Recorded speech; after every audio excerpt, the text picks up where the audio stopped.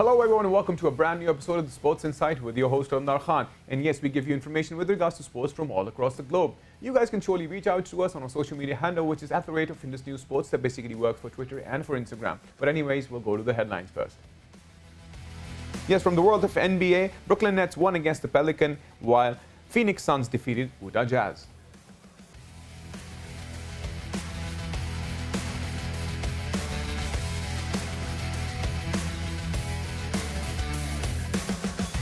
And from the world of golf, yes, the Masters is on and Justin Rose opens up after a first shot advantage as DeChambeau struggles in Augusta.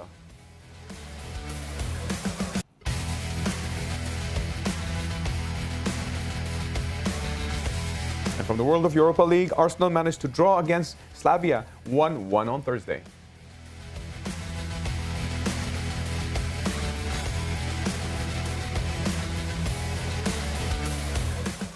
World of rugby women, yes, Robin Wilkins to win 50th cap as Wales will face Ireland on Saturday.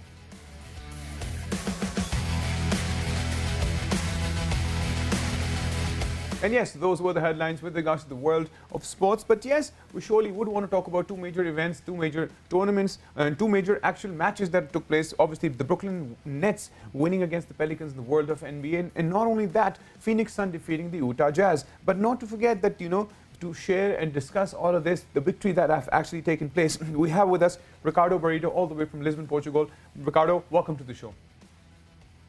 Such a pleasure to be here. Great, great. All right, Ricardo, first things first, we're going to talk about the Brooklyn Nets victory against the Pelicans. And not to forget that, Kevin Durant is back. However, Kyrie Irving is still here, but James Harden is missing. What's your take on this current match? Well, we're still not seeing the three-headed monster of Kyrie Irving, James Harden, and Kevin Durant all together. Because This time James Harden was out. He will be missing around 10 days. With an hamstring issue. But it was good to watch Kevin Durant come back from injury. He missed more than 20 games, and so it was great to see him back. He played only 19 minutes, of course. He has minutes restriction, but it was like he never was injured. He couldn't miss, 5 from 5 from the field, 17 points, 7 rebounds, 5 assists. He put a major imprint in the game, and he was a factor for the Nets to win again. Right. But, talking about how this entire trio that we've been looking forward to see them together, perform them together, see how that they do wonders for the Brooklyn Nets. But I think they've finally come up to that point of, still struggling. It's still the duo that is now currently on, because not to forget that this duo was also not working 2 days before, because the last match that actually took place was only with Kyrie Irving, and obviously they did not even have Kevin Durant back, and obviously James Harden did make an entry, but it was only for 5 minutes. Do you think we'll ever get to see these trio, because they've been having this trade was done after a long thinking of the thought process, but we have not really gotten to see the best of them yet? Yes, they've played together only 7 games. The three guys, Kyrie, James, and Kevin. So we have a little bit over a month until the playoffs begin. So James Harden will miss just a few more games, and then he'll come back. And so we'll have around 3 weeks to see them together, all 3 of them in action before the playoff starts. And they need to play together, because they need to find their own routines when they all play at the same time, so they can attack the playoffs all together. Right, true. But let's hope for the best for them, because this has been a hard time in the world of NBA for injuries. Not to forget that besides James Harden's injury, obviously Kevin Durant was out for a long time. He also had the same hamstring issues for a while, and he made his comeback. And not to forget, then we look into different other players, top-notch players like Steph Curry. He also went through a lot of injuries. So there are a lot of injuries that are coming in the way. But anyways, this was about the Brooklyn Nets against the Pelicans. Let's talk about the other match that I would like to talk more about, is the Phoenix Suns defeating the Utah Jazz 117-113 on Thursday. What's your take on this match? Well, the Phoenix Suns have to be reckoned with. They are a force in the West. They are just 1 game behind the Utah Jazz, and they want to claim the first place in the conference. So we have to start watching the Phoenix Suns as a contender, as a true contender, because they have an amazing floor general like Chris Paul that dictates the rhythm of the game. You have a great scorer in Devin Booker, and you have two wing players that can play 3 and D. Right. Talking about Jay Crowder and Mikal Bridges, and they have a young center that is a centerpiece, of course, in the areas underneath the basket. Just DeAndre Ayton. So they have a very well balanced team. They are good defensively. They are good offensively. And so we have to take them a little bit more serious because we never talk about the Phoenix Suns as a contender, but they are a contender at least to make a splash in the West. Right. Even if you look at the situation, as you mentioned, right now they're just on the second spot. Phoenix Sun is like on the second spot. The Jazz on the top spot. Devin Booker, Chris Paul actually are the main key sources of the Phoenix Sun to take them to that journey of getting them to number one. So how long do you think this is going to take? Because this definitely, this match specifically is going to be a big blow for the Jazz because obviously them losing will surely bring their morale pretty much down. Do you think they would want to lose another few matches in the long run? Because if they do so, obviously the Suns will surely take the first place. Well, the first place is at risk, of course, but the Utah Jazz are also a very well-balanced team, a well-coached team. So it will be a race until the end of the regular season to see who grabs that number one spot that will give them home court advantage in the playoffs. But there's the Utah Jazz have something no other team has. They can't lose at home. They have already 23 home games, consecutive home games that they won at home, and the next game is at home. So we'll see if they can turn it around with the win. Right, right. And if we look into, obviously, if we look at the charts, let's talk about the Western Conference. The Clippers and the Nuggets are at number 3 and number 4. We're talking more about the Western Conference for now. How do you see their long run? Because obviously there are a few more matches, and as you said that, maybe the top 4 may change, but it all depends on the performances. So what's your take on the Clippers and the Nuggets? Well, the Clippers have the second easiest schedule until the end of the regular season, so they might go up a few spots until the end of the season. We'll see how they play for the next weeks. And of course, the Denver Nuggets. They still haven't lose since Aaron Gordon joined the team. They are 6-0 with Aaron Gordon, and they are getting in even better shape. Nikola Jokic obviously is a front runner for the MVP award, so we can't overlook the Denver Nuggets. They are playing well and they are getting ready for the playoffs. Right. And the most strangest part, if you look at the Western Conferences, Western Conference, number 5 are the LA Lakers. If you look back in the history of LA Lakers itself, as a team, as a whole, they've always been literally on the top notch of their work, of their performances.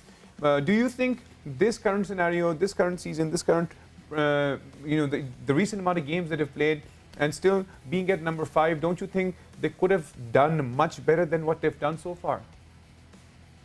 Yes, but they are not. They don't have their two superstars. LeBron James and Anthony Davis are both injured, and that's what made them fall a little bit in the standings. But James Harden just had a Instagram post the other day where he kind of hinted that both him and Anthony Davis could be back anytime soon. And when they come back, of course, we'll have the Lakers back on his best shape. And to be honest, I think the Lakers are still the main favorites to win the title. True. They have 2 superstars. They are the current champions, and they just added Andre Drummond, an elite rebounder that can help the team inside. True, true. Looking forward for that. Obviously, as you mentioned, that they surely are the favorites. And talking about the favorites, currently, if we go at the Eastern Conference, I think besides the 76ers, I think Nets are surely the favorites. What's your take? Because if we talk about the top 3 or the top 4, Nets, 76ers, Bucks, and the Hornets, don't you think Brooklyn Nets on the Eastern Conferences are surely one of the favorites too? Yeah, the Eastern Conference, I believe it's a 3-team race between the Nets, the 76ers, and the Milwaukee Bucks. At least for the regular season. These are the top-notch teams in the East. I think we can't forget the Miami Heat. They were the finalists last year. They didn't have a good start of the season. A lot of COVID issues and lots of losses. But now they are coming back. They are winning again. And Jimmy Butler promised a few weeks ago that they would be in the playoffs and they would be a team that wanted to go back to the finals. So I believe this is a team that maybe has something to say in the playoffs. But for now, for the regular season, I don't see nobody stopping the Brooklyn Nets from being in the first spot. They are just offensively they have too much power in the offense to be stopped. So I believe they will claim the number one spot in the East. Well, let's hope for the best for them as well. And yes, as you mentioned, there are too many teams out there who actually, you've just talked about the Heat as well. I think it's going to be an interesting journey in the long run of the world of NBA. Anyways, Ricardo, thank you for being a part of the show and discussing the world of NBA. Hey, thank you for having me again. Pleasure. So that was Ricardo as he discussed the world of NBA, obviously both the conference on Eastern and the Western, and there have been pretty much updates, injuries, victories that we've discussed. But anyways, we'll take a short break, and once we get back from the break, we have more news coming up your way. So see you guys after the break.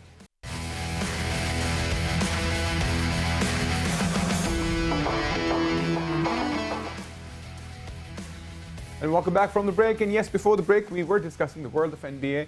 But not to forget that we discuss all sorts of sports all across the globe. So the major happening right now is in the world of golf is the Masters tournament. Yes, this is that tournament due to which a lot of top-notch people actually left the previous tournament and they decided to opt out from there so that they could participate in the Masters. And not to forget, the Masters is the tournament that in which the major prediction is for those who have actually won or those who actually stay on the top 10 numbers would probably be getting it. It's technically going to be very hard. So anyways, to discuss all the techniques and the in-depth analysis with me is Cam Rogers. Cam, welcome to the show. Hey, great to be with you. Happy Masters Week. It's an exciting week of golf for sure. Yeah, absolutely. Happy Masters Week to you too. So Cam, your take on how the situation is going to flow. Is it going to be some underdog coming up? Because I think it's a very difficult course to follow up and it's not very easy. I think a lot of predictions that are actually looking forward on expediting in this tournament would be those who probably were or are in the top 10 will be getting the Masters Cup. Yeah, so history shows if you're outside the top 10 after the first round at the Masters, you're not going to win it. The last player to actually come from the outside of the top 10 to win it was Tiger Woods back in 2005. So it has been some time. So the players outside that top 10 are fighting some history right now. But how about Justin Rose, who was playing on his own planet yesterday, going 7 under par on a very difficult, hard, firm Augusta National golf course. This from Justin Ray, really interesting stat here. Justin Rose is the 24th outright first leader at the Masters since 1985. Wow. And only one of the previous 23 went on to win, Jordan Spieth back in 2015. So Justin Rose still has plenty of work to do today. He has some really interesting pursuers behind him. Patrick Reed at 2 under par. He won the Masters back in 2018. Webb Simpson, he's a U.S. Open champion. Hideki Matsuyama as well. He's a good player. Right. So how do you see, because there are only 12 players that have actually shot under par on the opening day. So how do you see this development in the long run with regards to, let's even talk about DeChambeau is still out there. How is he going to, because I think he's really, really struggling, a big name to look at. And not only him, what's your take on Patrick Reed as well? Yeah, so Bryson DeChambeau has been quite the curious case at Augusta National. You would think he'd be able to take advantage of the par fives with his massive driver and have those short shots into the greens there for only his second shot, so plenty of eagle opportunities, again, you would think. But for some reason, Bryson has not been able to tame the beast, if you will, that is Augusta National, and it's starting to become worrisome for me as a golf analyst because you would think this sets up well for him, but obviously he's overthinking it, and I think he's trying too hard to overpower the golf course rather than actually be tactical with his approaches. So maybe his approach changes today. He's got a lot of work to do, obviously, to make the weekend, let alone be in contention on Sunday afternoon. And then as for Patrick Reed, he's your classic grinder, right? Fantastic putter, fantastic short game, may not hit a ton of greens, but that's okay this week because the greens are so hard. a lot of players are not hitting a lot of greens this week. So the grinders like a Patrick Reed, certainly worth keeping an eye on as we go forward here this weekend. Right.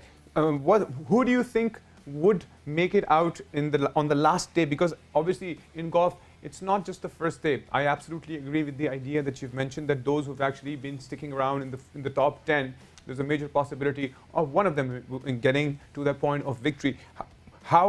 What are the odds right now? Because sometimes the unpredictable actually does happen.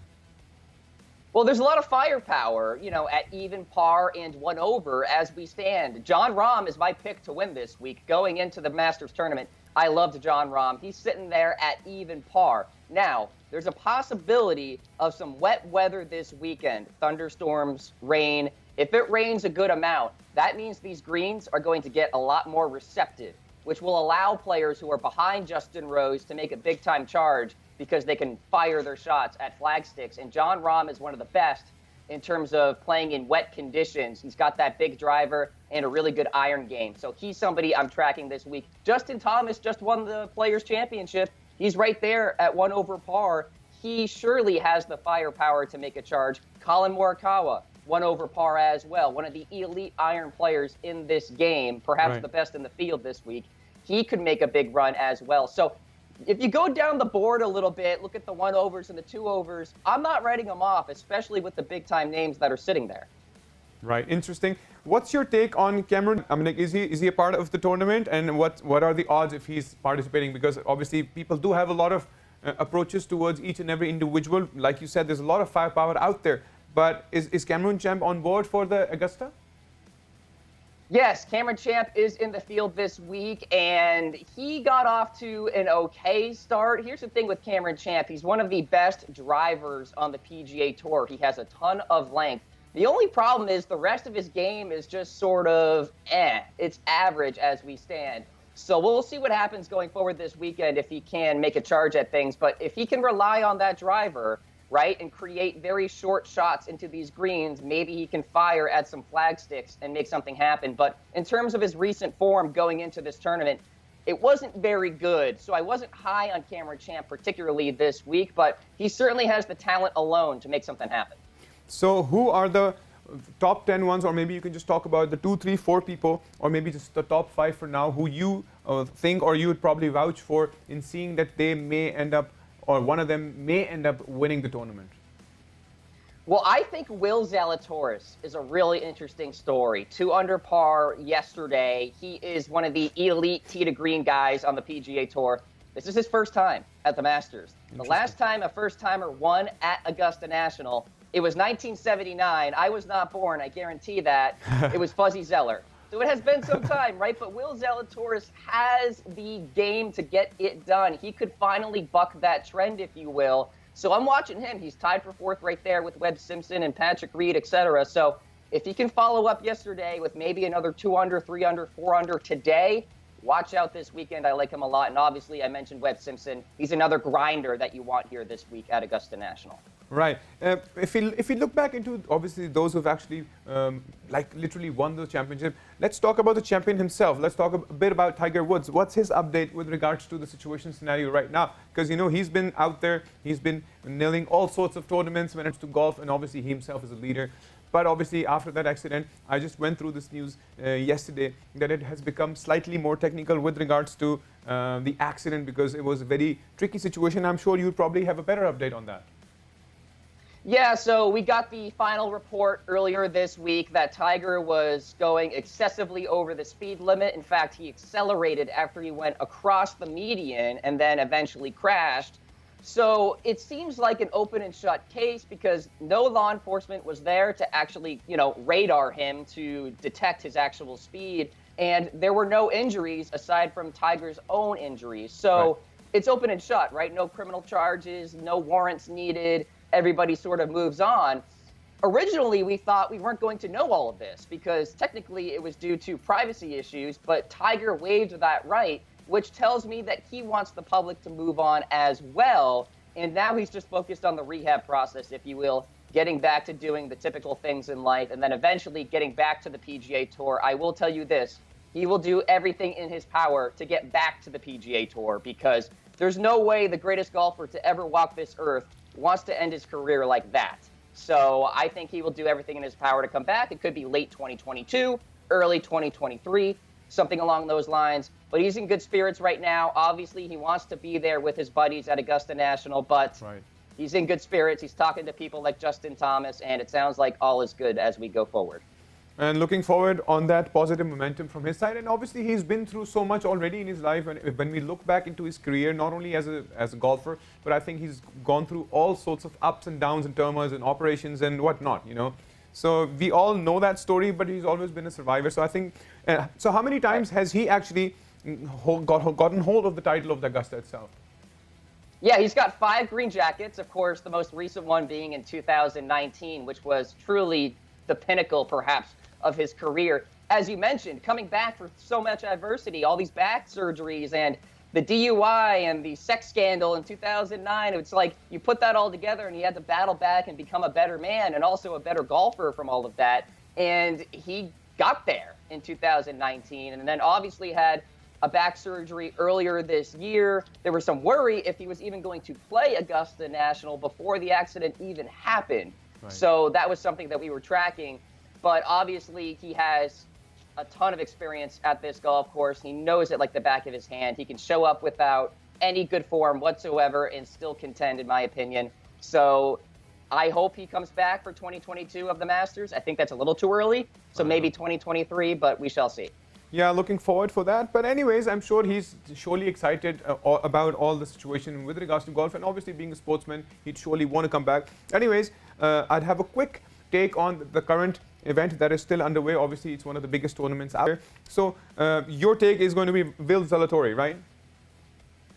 Yeah, I love Will Zalatoris. He's a guy to track this weekend, but I'm going to stick with my pick going into this week as well, Jon Rahm. I think he's going to make a big-time charge. By the way, just recently had a newborn son, so he's got the baby vibes going right now, probably feeling pretty good. Hopefully he's getting enough sleep. I don't have any kids yet, but I would assume it's pretty stressful. But right now he's sitting there at even par. He can make a charge today, so watch out for him. Yeah. And I think that would probably work well for him. You never know. Maybe the kid got him a lot of luck. That could also work that way. Exactly. A little momentum for him. Right. Yeah. Well, thank you, Cam Rogers, for being a part of the show and talking the world of golf and sharing the updates with regards to the Masters that's happening. Appreciate it as always. Have a good one. You too. Anyway, so that's Cam Rogers, and obviously he gave us all the updates that we really, really needed with regards to the Masters that's truly happening right now at the Augusta National. It's technically very hard, but it's not, impossible to win that. But it's going to be technically hard for those who are struggling and not being in the top 10 on the day one. Anyways, this was from the world of golf. We'll quickly switch over to the football side. Yes, Arsenal managed to draw against Salvia 1-1 on Thursday. And not to forget that this was the quarterfinals. People were expecting, and there was a lot of things happening with regards to people asking what exactly will happen. Is Arsenal going to win or not? But apparently, it turned out to be a tie. Anyway, Salvia scored a dramatic stoppage goal at the equalizer time against Arsenal, which kind of made them save them for the moment right now. And Arsenal have actually scored 28 goals in the Europa League. So this was basically one of the quarterfinals of the Europa League. We'll surely keep you updated whenever the next step is happening with regards to that. So this was from the world of football. I'll quickly jump over to a quick word about the women's rugby team. Yes, Robbie Wilkins to win the 50th cap as Wales will face Ireland on Saturday. It's going to be an interesting take, and we'll surely be giving you the updates with regards to it. And Robbie Wilkins has made 33 appearances in the women's Six Nations not to forget. It's Ireland, Wales, Scotland. So all of these major teams that actually perform. And, you know, right now she actually won her first cap at the age of 18 against Italy back in 2014. Anyways, we're looking forward for this match. That would be on Saturday, and we'll surely keep you guys updated about it in the coming week. Anyways, this is pretty much it from the world of sports. If you want to reach out to us, you can on our social media handle, which is @Indus News Sports. That basically works for Twitter and Instagram. Anyways, till then, have a good weekend, and bye-bye.